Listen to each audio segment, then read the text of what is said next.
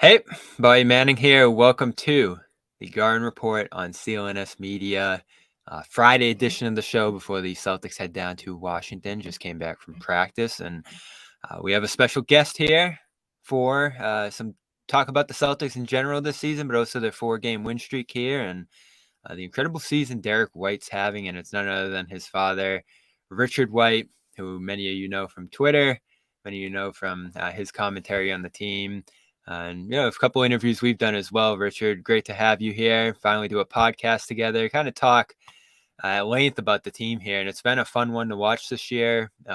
Very successful team and maybe the most efficient offense ever. And looking forward to getting into it with you. How are you doing? I'm doing good. I'm good. Thanks for having me, Bobby. No problem. So let's start right with Derrick. The season he's having has been incredible, efficient, a step above where he was last year and even the year before that. The shot blocking has been out of this world, and looks like he's piecing together another all defense season as a whole there. We talked a little bit before the season, and Marcus as well, his trainer, about him putting on muscle, him kind of having a goal to come into the year and post the most assists of his career, which he's right about in range of doing now. And, the shot per usual, kind of a point of emphasis as well. And he's done well in that regard too this year. But what to you has stood out most about the season he's had so far? Just that he's been able to fit in seamlessly to do whatever the team needs at that particular moment. The other day, Jalen and KP were out of the game, so he took up more of an offensive bent against Utah. And then last night's game, he was kind of he was working hard on the defensive end for pretty much the first half, and then the second half he put some baskets and got some assists and stuff going. So the main thing was just to be better than you were the previous year.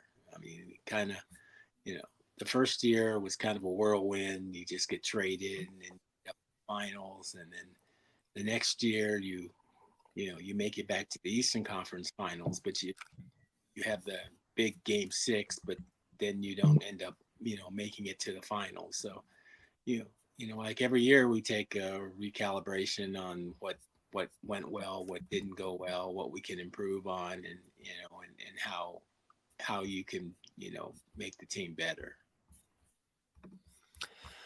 Yeah, and so coming off last year, what was the big thing he was looking to improve on most coming into this year, and how have you kind of seen that play out? I think to me, it was being more of that point guard, and I think he had those conversations with Sam Casella in Colorado as well coming into the year, and obviously Marcus Smart departs from last year's team, who was kind of in that starting role.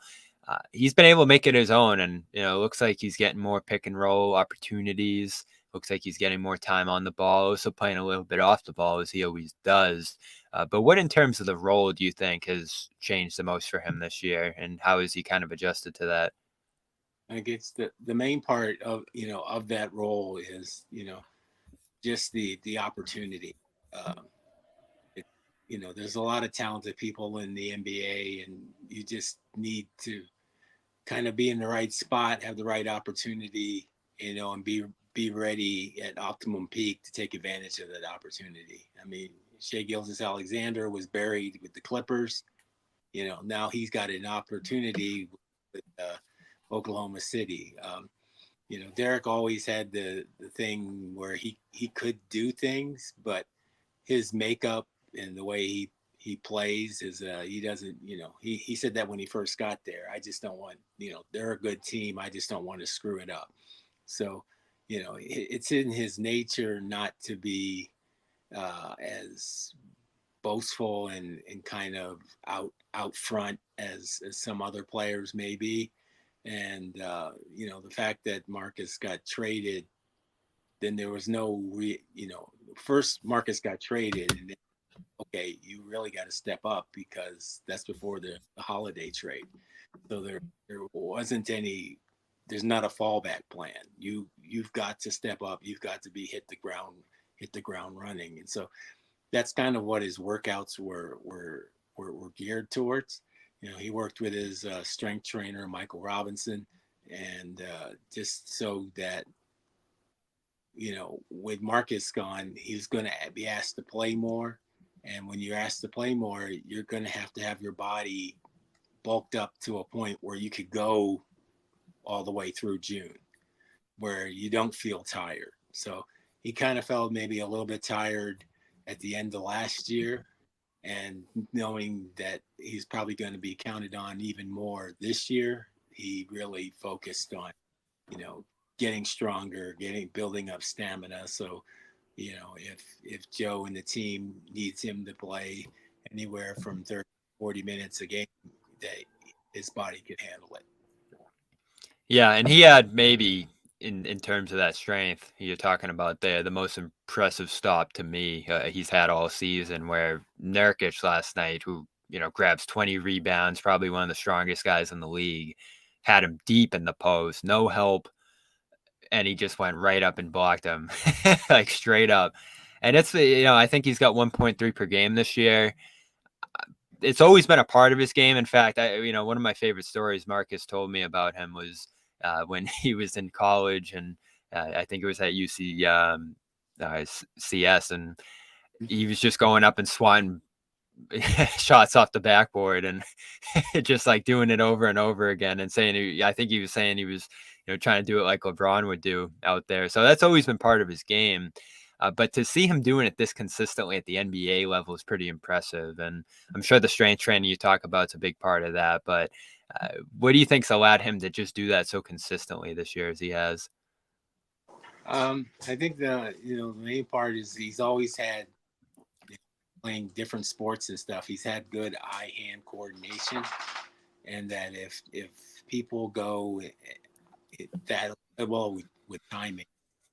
So like a lot of blocks he would get, like when Jared Allen would turn, the ball would be kind of at his waist, and he'd get him before Jared Allen could get it above his shoulders. So just being positionally strong is important, because if they have to go through your chest, you have a better chance. And then the added strength is, like you said, maybe a year and a half ago, when Nurkic turned, he'd be in underneath the basket because he just couldn't be physical enough to stop somebody like that. So, I mean, he's not going to always get that, but you put yourself in the best position that you can, and then you live with the results. What's this? Oh, we got a friend there. Pop. Who we got there? That's Nalia. That's a black lab. All right. Well, we'll welcome her in too. And I was gonna ask too. What this season's been like for you. Obviously, big voice on Twitter. You always have been. I think Derrick said, like, even back to the San Antonio days, you would tweet a lot, you would interact with fans, but it gets to another level when it's the Celtics fan base and it's people all over the world. And I think this year in general, you've talked to people who have been more on the positive side of things, who have kind of embraced this year and enjoyed it, and then the people who are freaking out after every loss and kind of panicking sometimes, and being a little bit more the pessimistic side of things. So I don't know if I'll call you like the voice of reason or whatever, but you've kind of been the therapist for the fans to some degree this year, just kind of reaching out to different people who are saying different things, and having those conversations online. What's that been like for you? And how have you just kind of felt about interacting with the fan base this year, and what you've seen people saying and stuff like that? So, I mean, yeah, I've done it before, but like you said, with in San Antonio, it wasn't that nearly profound and as far as it is here in Boston. I mean, it's like sometimes you have to, you can't say some of the things you want to say because of who you are, who you're related to, and such. So, I mean, it's just sometimes it just gets kind of overwhelming. I mean, like the end of the year, whatever, like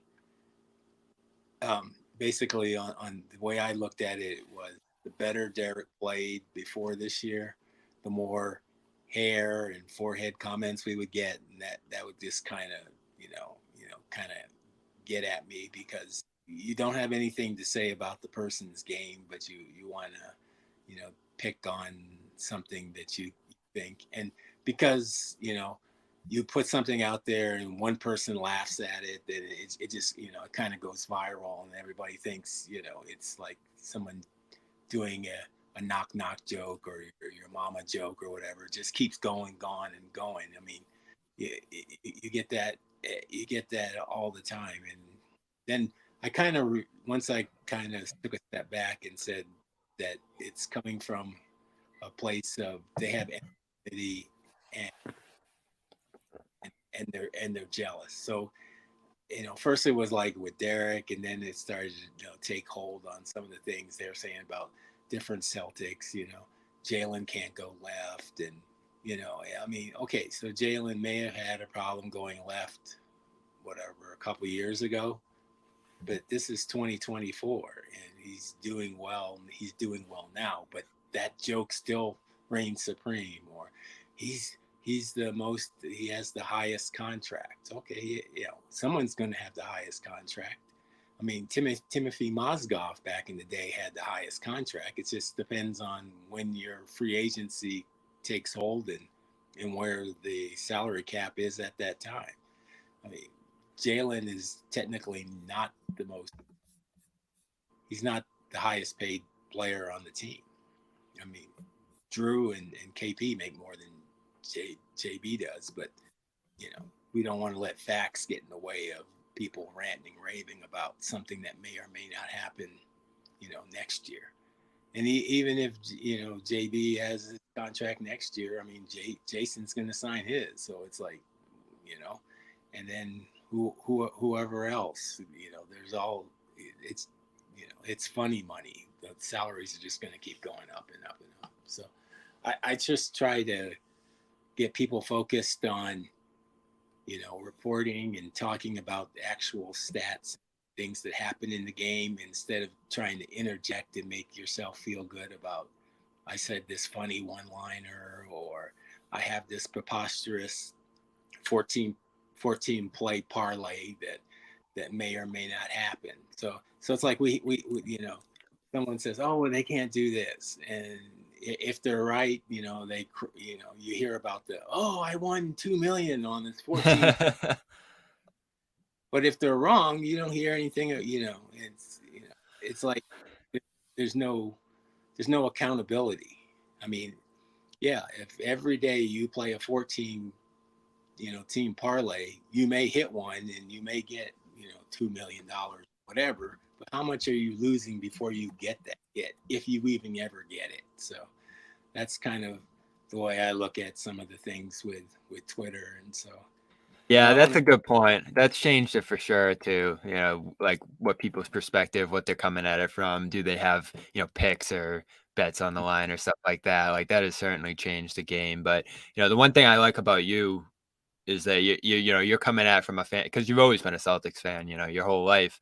So, even though Derek's playing for the team now, you obviously have supportive tweets of him, but when he doesn't play well, you'll point that out too and be like, oh, he's got to do this better for the next game. And you always have the defensive stats lined up. So it's like, all right, this night he dominated defensively. This night he could have been better. And you'll always just have, I think, good commentary on the team. And one thing you said recently that I really liked, and that I've said too, is they could stand, I think, to, especially in the clutch time this year, use Derek even more, like in that pick and roll role. And, I'm sure you're alluding to Holiday too, in terms of that Suns game, let the point guard run the offense. I think that's valid. Like, you have Tatum and Brown, who have grown as playmakers here, but you have Derek and Drew, who are, bona fide playmakers. And you saw that last game too with Drew in the 10 assists. So is that something you think they could stand to have more of, is, more Derek involvement, more Drew involvement, the point guards actually running the offense at times? Yeah, I think that, and then that only technically makes Jason and Jalen even more effective, is if you have that. Because one of the tweets I made before is, is when you have the ball, there's multiple eyes on you. So Yeah. because that's the thing, stop ball. So you have your defender plus the two, the two offside, depending if you go right or you go left, you got, secondary help defenders. They have your eyes on it. So the thing that makes them really special is, Derrick runs pick and roll. He runs it with KP. He can hit KP for that three, and he makes that at an absurd rate. Or he can turn the corner, and then KP goes with him, and he can get the lob. Okay, so the other part of that is if they somehow take away that the first two options, that means that JB or Jason are open with only their man in front of them, Yeah. and you take your chances. You take your chances with that. So that's the only thing, because I mean sometimes it gets, it's a long season and people are trying to do different things and you want to try different things. And, at first I was like, oh man, why aren't they going back to the, Derrick KP pick and roll? But then it's like, okay, so they're playing this season, they're winning. I mean, they don't have to be perfect, in games 1 through 82. So they're seeing what they have. So in the playoffs, I think they're probably going to go to the Derrick and the Derrick and KP pick and roll, because then that opens up even a lot more of the offense, or something where Drew sets a screen for Tatum and does the short roll, because then that short roll, they run that short roll offense, then you're going to get, Derrick in the corner, KP, or JB with a wide open good look. So there's a lot of things that they do during the year that, after the year they'll reassess where they stand with that, and then we'll see what works. I mean, the only thing that sometimes is they get stagnant, and the reason why everything worked yesterday, and you can tell when they're playing and when the ball is moving. Al got 10 threes. He made 6. When the ball doesn't move, you get nothing from Al. You can't, because it's stuck. They're in a double team. They can't find Al, and it's not open. But when they're moving the ball around, Al had 10 threes. I think he had 2 or 3 post ups. I mean, he was part of the offense. Doesn't mean that the Jays. I mean, the Jays still. I mean, what, Brown had 37, Tatum had 26, but key was Al got what, 12, 15 shots, and that means the ball's moving. If the ball's moving, they can't be defended. Every time the ball sticks, they can get defended. So Yeah. And I'm always interested. I'm always interested how that works at that level, because I think, I looked it up the other day. Tatum has 6 pick and rolls a game, give or take. White has 4, so he's second on the team, and pretty close. I think White leads the team in 1.04 points per possession, and Tatum's at like 0.94. So they've both been effective in that role this year. When they've had it, and I'm sure sometimes if a guy gets a rebound, I'm sure they just go. I think, I asked Derrick about it today, and he said a lot of it depends on like the play calls and what they're trying to get to there. But I'm always curious how that works out, because, Joe does let them run the offense, a lot of it themselves. He gives them that freedom. So I'm always curious, like, is Tatum just kind of taking it? When does it go to Derrick? When do you set up those situations? And it's going to be interesting to see how that plays out in the playoffs, because, again, I do think White's probably the most sound playmaker on the team, just in terms of like making the right play, limiting the mistakes, and keeping it moving. As you said, there's like a different flow and rhythm to the offense, I feel like, when he's on the ball there. Not to say that Tatum and Brown don't do that, but, I feel like Jalen's at his best in the transition. Jason, as you said, he can get into the pocket and closer to the basket. So it's almost, again, you're going to want him on the ball to some degree to kind of absorb that pressure. But as you saw in the Denver game, like when teams are really blitzing him and getting him off the ball, that can take him out of the game a little bit. And that was, where I thought he struggled in that game, is that he was just 30 feet from the basket, taking blitzes and passing out of it and then really just falling out of the play. And that's where I think they can get Derrick a little bit more involved. Yeah, that's where, sometimes you just let Derrick or Drew run the offense. Because they run the offense, that doesn't mean that they're going to take the shots. In fact, more, over 80% of the time, if Derrick and Drew have the ball, someone else is going to shoot it. So, I mean, teams like Denver, they're staunch defensively. I mean, you can't run the fullback dive if they're in the goal line defense, and that's pretty much what sometimes they do. And sometimes your talent, you can overcome some of that, but the way that this team is organized, there's no reason that if they put two on anybody, that the ball doesn't automatically get out of there and then start moving around, that you get a wide open shot, either at the rim or a three. So where is your confidence now? We've seen impressive strides from them. I think they're the number one offense, right up there for number one defense too. 10-game lead in the East. Just checked a lot of the boxes this year. The guys, new guys, old guys have figured each other out. The bench looks good. So as I go through like my list of concerns, and honestly, my only biggest concern is that you have a team like Denver that did it, that has a Nikola Jokic. So like the only big concern I have is that there might just be a better team in the West, but of course, they have to get there too. So my list of concerns in them is waning. Like I think they've just checked so many boxes this year. And, we just talked about maybe some of the offensive stagnancy that comes up. But to you, is there like one more thing you need to see down the stretch that's really going to give you that confidence that they're going to do it this year? Or are you kind of in that place already based on what you've seen? Just to, get some of the continuity back. I mean, KP's been out for 4 games now, so we got to get him reacclimated back in. I mean, it should be relatively seamless on getting him back into the fray, but there's always, how do you play defense? The rebounding situation. I mean, I don't know. I mean, Nurkic for the past week has been like getting 20 rebounds, so that he had 31 in one of the games. So it's like, okay, that's probably not a good good barometer or whatever. So make sure that they're good enough defensively to get a stop. They just need to close it out with a rebound. If they get the rebound, then they can get out and run in transition.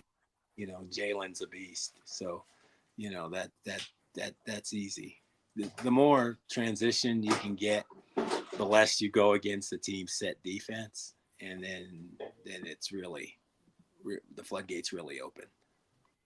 Yeah, no, and I like that Joe's emphasized them attacking switching defenses too, because you're a 3-point shooting team. That's how a lot of teams are going to attack you, and it looked like Phoenix tried to do that late to slow them down, and couldn't overcome the lead fully, but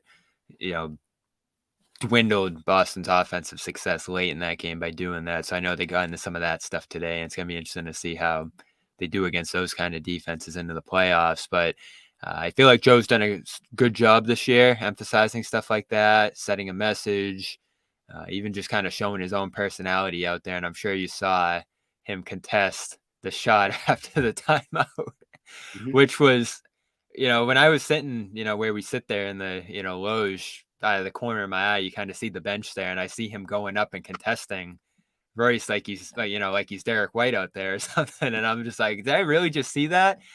I couldn't believe he did that, but I guess his explanation made sense that you're not going to let a guy take a free shot there. What did you think when you saw that? That's what everybody's talking about now. But it's like, if you watch basketball, people will try to shoot, and then and people goaltend or block or whatever. I mean, there was one, it was like 2 or 3 weeks ago, where Patrick Beverly was trying to get a shot up, and somebody was like literally guarding him during the timeout, so he couldn't get the shot up. So I mean, they were going at it for 15, 20 seconds. So I mean, it's not. I mean, it's new because Joe did it, but like Derrick said, Tony's done that. I mean, that's a thing where I mean, Kevin Garnett used to do it back in the day. I mean, it's all gamesmanship, and I mean, he wasn't anywhere near. People are like, oh, he could have been in the landing space. Okay, No, yeah. near the landing space. You're just arguing for the sake of arguing. And if It, that's the case, then why don't the league just say, when the whistle blows, you give the ball to the referee and no free other shots. So I mean, but you know, well, that's the thing, because I was surprised O'Neal didn't wasn't more like demonstrative about Joe doing that, but I guess in the same coin that if you're shooting after the whistle, you have to expect someone to do that, even if it's whether it's KG at the rim or Joe jumping out like he did. But it was just the visual was so funny. Joe, like he was, in the game, and nice contest too. The form was really good on it. It yeah, was, yeah, that was a funny sight last night. I'm glad he did that, but and it's um, perfect go ahead. because it's on the Boston basket. I mean, if had been in the first half and they did that, then they would have been shooting at their basket, and then it would have been up to a player to there. But there was like they called timeout. Players are walking off, and nobody was near Royce when he decided to shoot it, except for Joe. Derrick did say he was gonna swat it at the rim to make sure it missed. Yeah, I didn't see where he was, but I've seen him do that where he's up at the rim and stuff. So I mean that's a thing. I mean it doesn't take much for a player to find his rhythm and get hot. Because I've seen like Buddy Hield does that a lot, and he'll shoot after the whistle or whatever. And yeah, good and he shoot. and Joe got into it a little bit after one of those situations early in the year. So you had examples of that. I haven't seen Joe do it in other spots, but he said he has. So I'm gonna try to go back and look for those and find those. And yeah, Derek said Tony's was probably the best of the year that Yeah, he's seen. So, um, but just talking to Derek this year, and we've seen the guys interacting with each other and just the vibe of the team here. What's it like? And now he's 3 years in the Boston, or 3 seasons at least, amazingly enough now. So he's kind of become one of the more established guys on the team. What's the vibe kind of like with these guys? From what you've heard, from what you've seen, just being around them. Now that they've kind of adjusted the roster a little bit, some new guys coming in, some old guys still there. It looks like they're pretty close as a group, but what have you kind of seen or heard in that sense of just like the kind of vibe around the team this season? vibes very very good. I mean, you've got I mean, used to be the Bus One boys when Blake and them were here, and now it's the Stay Ready group, and with different trades and stuff. So like Springer and Tillman are now ingratiated into it. JT and JB have their, they're always like hugging and doing different stuff, and now Grant got traded. Now Derek and Jason kind of have their thing. Luke has come out of his shell, and he's, I mean, you can't help but you can't be stressed and depressed on things with Luke. Is I mean, just this thing see Luke doing, there's got to be stuff that we don't even see, and they just love having different things. It's a long season. You play better when you're laughing, joking, and having fun. I mean, whether it's Luke's alley oop celebrations or different What do you things. think of the cornet contest? I don't think I've ever asked you that. I mean, yeah. Other than it has like a limited shelf life depending on the person. So like Joel Embiid doesn't work on him. Yeah. But it doesn't work on him, and I don't know. It doesn't work on Jokic, but other than that, some of the other ones, it was good. So I mean, like he got David Roddy a couple of times, and I mean, if he does it right, you truly can't really see the basket. because he's in the way. So I don't know if there's a way to do stats on how accurate his contest is. I mean, because he could jump, but then there are some jumps, and that's our picture today, where both hands are up and you can't see the rim, and that's that's the genesis of the contest is to throw somebody off. But I don't You know. mentioned that. I was gonna say, you mentioned Grant too, going, out the door. You're surprised people are kind of piling on him a little bit in recent weeks. Everybody's just talking about like him in the room and his personality and stuff like that. I know he got traded mid-season this year from Dallas, but I was always a Grant fan, and even just being around him, like I guess I could see how maybe he got on some people a little bit, just like being persistent. But I'm just surprised to hear people kind of piling on him since he left Boston. It kind of goes with like the territory. If you put yourself out there, then sometimes it doesn't. So I mean, Grant kind of in the same mold as like Patrick Beverly or Draymond Green. They're very outspoken. They don't sugarcoat anything. You know exactly where they stand, and they're not afraid to ruffle feathers or try to get in people's heads.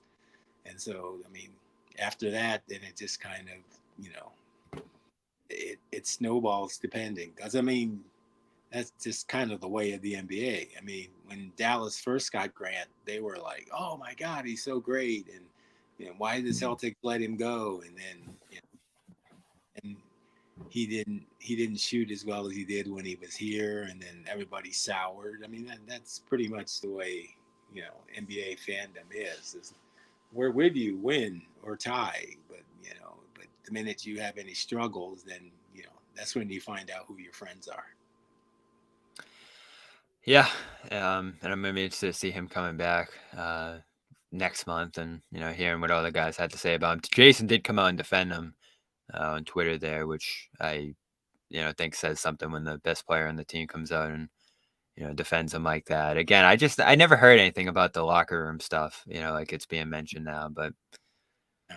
I mean, but again, you after that's, I don't know if we ever figure out or find out what different things are. So, I mean, it's like the team goes, oh, that's Grant, and so, they're aware of what he does and how he does it, and sometimes it works, sometimes it doesn't. I mean, but yeah. My favorite quote, Jason. Grant wants me to call him Batman. I'm gonna call him Grant. I got one more for you before we get you out of here. Did you see the commercial? I'm sure you did, Derrick, and the Sam Adams commercial. Everybody saw it last couple of days. What did you think of that? That was pretty cool.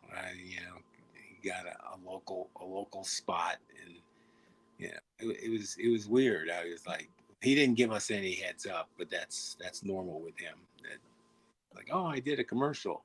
Then all of a sudden, Twitter and stuff, I got all these things where it's like, oh man, you see Derrick's commercial, and so we got that there. I mean, it's a chance to show his personality, get out in the community, let people kind of see the inner workings of him. I mean, he's a comedic goofball, so I mean, there was a chance to get, kind of deadpan some stuff in there, and and sometimes he's just like he said. I guess he said in the interview he didn't know what some of these things are. So that was pretty cool. So he's learning more about Boston, and so and How do you think his Boston accent was?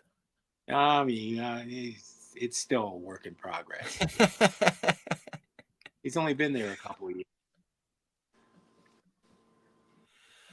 Yeah, so I'm looking forward to following him through the stretch run. That he is low key. He's had some funny quotes this year too. I think we're starting to see more of that side of him, like just the comfort, I guess, level here compared to that first year he got here. And we talked about it, and he talked about it too. Like that first year was a tough transition.